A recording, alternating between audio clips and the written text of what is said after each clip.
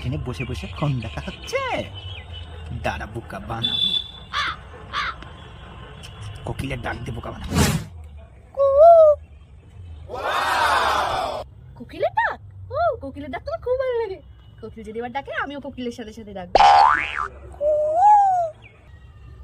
আবার ডাকবো,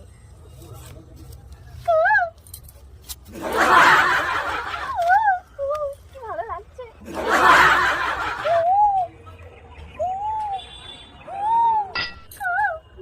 ডাকটা তো হচ্ছে এই দিক থেকেই আসে, এদিকে গিয়ে ডাকে ভালোই হবে।